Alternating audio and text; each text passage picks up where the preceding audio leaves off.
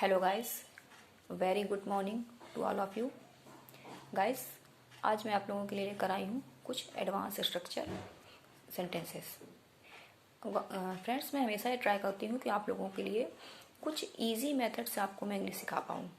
इसीलिए मैं ट्राई करती हूँ हमेशा कुछ ऐसे सेंटेंसेस आपको सिखाने की जिनका यूज़ हम अपनी डेली लाइफ में करते हैं, जिनको हम रोज़मर्रा की ज़िंदगी में सुबह से शाम तक बोलते रहते हैं। तो उनको हम इंग्लिश में कैसे बोलें, ये इंग्लिश सीखने का सबसे इजी तरीका है फ्रेंड्स। आप छोटे छोटे सेंटेंसेस से, छोटे छोटे फ्रेजेस से जो हम डेली लाइफ में यूज करते हैं, उनको इंग्लिश में ट्रांसलेट करने से, उनको इंग्लिश में सीखने से ये हम इंग्लिश को हम बहुत आसानी से सीख सकते हैं बिना किसी ग्रामर की टेंशन के। इनका स्ट्रक्चर बिल्कुल अलग होता है, बस आपको सिर्फ ज़रूरत है इनके स्ट्रक्चर को थोड़ा समझने की और इनको प्रैक्टिस करने की। इंग्लिश ग्रामर तो ज़रूरी है फ्रेंड्स, बट अगर आप अभी बिगनर हैं, अभी अभी आपने इंग्लिश को सीखना स्टार्ट किया है, तो फ्रेंड्स ये बहुत ही इजी तरीका है कि आप डेली कुछ छोटे छोटे सेंटेंसेस को लीजिए, उनकी प्रैक्टिस करिए और उनको अपने अकॉर्डिंग उनको ट्रांसलेट करने की कोशिश कीजिए। आप जैसे उनको बोल रहे हैं उसके हिसाब से उनको ट्रांसलेट करने की कोशिश कीजिए। सिर्फ आपको उसका स्ट्रक्चर याद करना है। तो इसलिए फ्रेंड्स, मैं हमेशा कुछ ऐसे ही सेंटेंसेस लेकर आती हूँ, कुछ ऐसे ही टॉपिक्स लेकर आती हूँ जिससे कि आपको इंग्लिश बहुत ही डिफ़िकल्ट ना लगे, आप बहुत आसानी से इजी तरीके से इसको सीख पाएँ। तो फ्रेंड्स, आज मैं आप लोगों के लेकर आई हूँ 4 तरह के एडवांस स्ट्रक्चर, ऐसे सेंटेंसेस की जिनका यूज हम अपने डेली लाइफ में करते रहते हैं। वो सुबह से शाम तक बोलते रहते हैं, बच्चों से, बड़ों से, अपने फ्रेंड से, मोबाइल पे, फ़ोन, सबसे बोलते रहते हैं। अगर हम कहीं बाहर भी जाते हैं तो भी हमें स्कूल है, कॉलेज है, यहाँ इस तरह के कन्वर्सेशन सुनने को मिलती है। तो अब हम इंग्लिश में कैसे बोलें, और अगर कोई हमसे बोल रहा है तो भी हमें उसको कैसे समझें। अगर हमने उस स्ट्रक्चर को समझ लिया है, उन सेंटेंसेस को हमने ट्रांसलेट कर लिया है, उसकी प्रैक्टिस कर ली है, तो हम सिर्फ बोल नहीं सकते हैं, बल्कि हमें बोलने के साथ साथ फ्रेंड्स बहुत ज़रूरी है कि सामने वाला जो हमसे कह रहा है उसका भी हमें मीनिंग्स पता होना चाहिए, तभी हम सामने वाले को रिप्लाई कर सकते हैं। तो फ्रेंड्स, हमें सिर्फ बोलनी नहीं है बल्कि समझनी भी है। तो हमें बोलने के साथ साथ समझना भी है, समझना भी बहुत इंपॉर्टेंट है। केवल बोलने से कुछ नहीं होता है। अगर आपने सिर्फ बोलना तो सीख लिया, लेकिन आप सामने वाला जब बोल रहा है तो आप उसका मीनिंग नहीं ट्रांसलेट कर पाए, तो आप उसको कैसे रिप्लाई करोगे। तो सिर्फ आपको बोलना नहीं है फ्रेंड्स, आपको इस चीज़ का ध्यान रखना है कि सामने वाला जो आपसे स्पीक कर रहा है, आपको उसको बहुत ही केयरफुली लिसन करना है और उसके मीनिंग्स को भी समझना है। और ट्राई हमेशा करिए कि जो सामने वाला बोल रहा है उसमें से भी आप हमेशा कुछ ना कुछ नया सीखने की कोशिश करिए। तो फ्रेंड्स, चलिए बढ़ते हैं अपने वीडियो पे बिना किसी देर के और सीखते हैं कुछ नए स्ट्रक्चर्स एडवांस सेंटेंसेस के।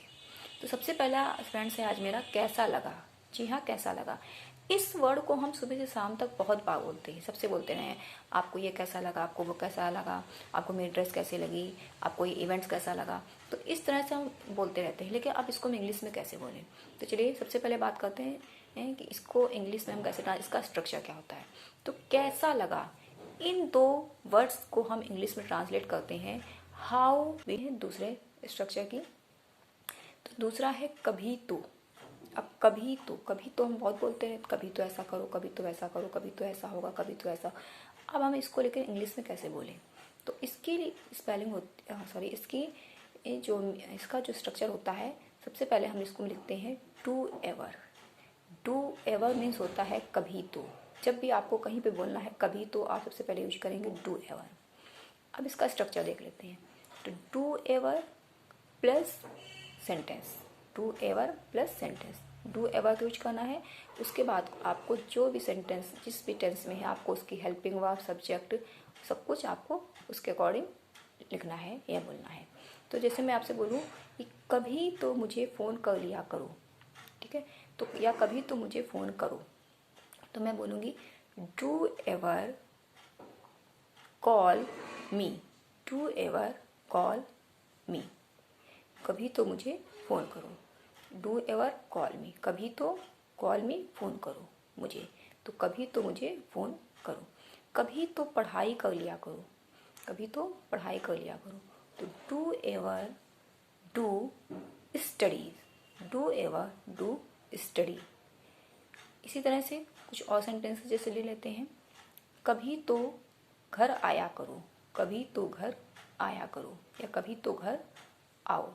तो do ever come home, do ever come home. तो फ्रेंड्स देखा बहुत इजी है, सिर्फ आपको 2 वर्ड्स यूज करने हैं, do and ever. Do ever means होता है कभी तो। अब आइए बात करते हैं अपने तीसरे स्ट्रक्चर की। तीसरा स्ट्रक्चर है हमारा आज का, एक ना एक दिन। एक ना एक दिन, एक ना एक दिन तो आप ऐसा बनोगे, एक ना एक दिन आप ऐसा करोगे, एक ना एक दिन ऐसा, इस तरह से हम बहुत ही बोलते रहते हैं। कॉमन से हमारे कुछ वर्ड्स होते हैं जिनको हम डेली अपने morning to evening, morning to night use करते रहते हैं। तो अब हम इनको इंग्लिश में कैसे बोलते हैं। तो एक ना एक दिन, एक ना एक दिन की इंग्लिश होती है one or the other day, one or the other day. इसका स्ट्रक्चर देख लेते हैं।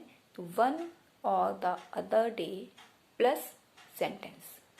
सेंटेंस इसमें भी आपको जिस आप टेंस में बोल रहे हैं, जिस आप सेंस में बोल रहे हैं, उसके अकॉर्डिंग आपको उसको ट्रांसलेट करना है। एग्जाम्पल देखते हैं। एक ना एक दिन तो आप सफल होगे, या एक ना एक दिन आपको सफलता मिलेगी। तो one or the other day you will get the success, one or the other day you will get success. आइए दूसरा एग्जाम्पल ले लेते हैं। एक ना एक दिन आप मेरी वैल्यू समझोगे, या आप मेरी कीमत समझोगे, ऐसा बोलते हैं। इस तरह के डायलॉग्स आपने जरूर कभी ना कभी किसी मूवी या सीरियल्स में जरूर सुने होंगे। एक ना दिन तो तुम्हें मेरी कीमत समझ में आएगी, एक ना दिन तो मेरी कीमत समझोगे। तो अब इनको इंग्लिश में कैसे ट्रांसलेट करते हैं। तो one or the other day you will find my value, one or the other day you will find my value. आइए देखते हैं आज का हम लास्ट स्ट्रक्चर क्या है।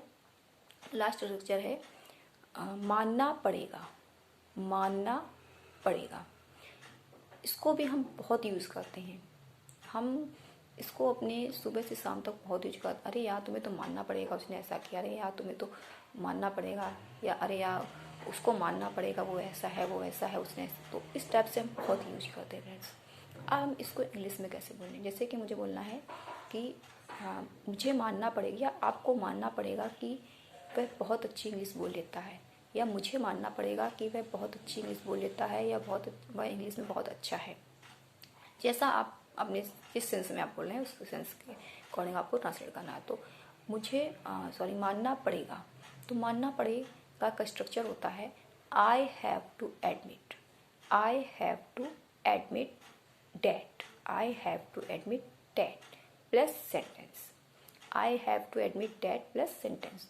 तो मानना पड़ेगा कि वह बहुत अच्छी इंग्लिश बोलता है। तो I have admit that he can speak good English, या ही स्पीक गुड इंग्लिश, या he is very good in English according to your sense. आप जिस कि वह अच्छी इंग्लिश बोलता है, वह अच्छी इंग्लिश बोल सकता है, वह बहुत अच्छा है इंग्लिश में। आप जैसा बोल रहे हैं, जिस टेंस में बोल रहे हैं, जैसे आपका सेंटेंस है, जैसा आपका वाक्य है, उसके अकॉर्डिंग आपको ट्रांसलेट करना है। तो ये हो गया हमारा मानना पड़ेगा। तो इस तरह से आपने देखा आज 4 स्ट्रक्चर्स हमने सीख लिए जो बहुत ही ईजी हैं, बहुत ही सरल हैं। सिर्फ आपको कुछ वर्ड्स यूज करने हैं, कुछ वर्ड्स को लर्न करना है, बस बन गया आपका पूरा सेंटेंस। प्रॉब्लम आपकी हो गई सॉल्व। पहला है हमारा कभी तो, डू एवर। दूसरा एक ना एक दिन, one or the other day. तीसरा मानना पड़ेगा, आई हैव टू एडमिट। और चौथा कैसा लगा, how did you find, how did you find. तो friends, if you like this video, please give me a thumbs up and subscribe my channel. Press bell icon. So now, bye bye. Thank you.